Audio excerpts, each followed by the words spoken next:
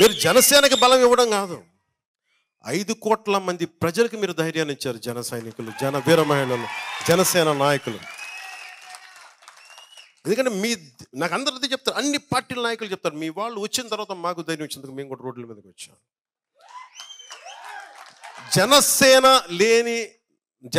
నాయకులు లేని ఊరు ఉంటుందేమో తెలియదు, కానీ జన సైనికులు వీర మహిళలు లేని ఊరు ఉన్నాం.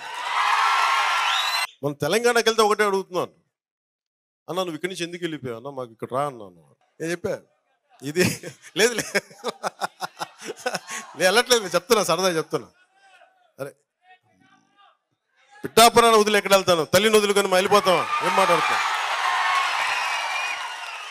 హక్కున చేర్చుకున్న తల్లిని వదిలేసి వెళ్ళిపోతావా? అందుకే చెప్తా ఉన్నా, మరి ఆ తల్లికి నేను ఇచ్చలేదు, నేను స్థలం కూడా తీసుకున్నాను, ఇక్కడ ఇల్లు కూడా కడుతున్నాను. నా ఒకటే ఉందంటే, కనీసం మా వాళ్ళందరూ ఇలా కలవడానికి కనీసం 1 ఎకరం స్థలం ఉండాలి. మా వాళ్ళు కొంచెం పెద్ద స్థలం తీసుకుంటున్నాను. మా వాళ్ళకి కోపం వచ్చినా నా మీద చూపిస్తారు, ప్రేమ వచ్చినా నా మీద చూపిస్తారు, తిట్టినా నన్నే తిడతారు, మెచ్చినా నన్నే మెచ్చుకుంటారు. ఇంట్లో వాడిని తప్ప ఇంకెవరిని తిడతారు, ఇంట్లో వాడిని కాదు ఇంకెవరిని మెచ్చుకుంటారు.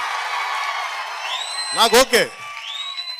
అప్పుడు నేను కూడా గతం వేసా, చాలా ఆగండి ఆపండి అంటాను, అంతే తప్ప ఇంట్లో మనం అనుకోకపోతే ఎట్లా, మీకు నా మీద కోపం రాకపోతే ఎట్లా, విసుక్కోకపోతే ఎట్లా, సంతోషం, అదే నాకు అదే నచ్చుద్ది.